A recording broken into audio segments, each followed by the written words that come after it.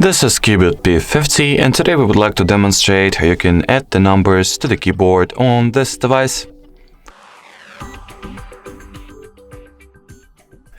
So that's how the keyboard looks without the separate number line. From here you want to either tap on this gear icon right over here, or you can also launch the general settings, then enter the system category,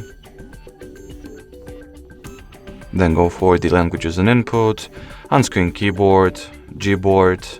At the Gboard settings page you want to go for the preferences, and in here simply turn on the number row toggle.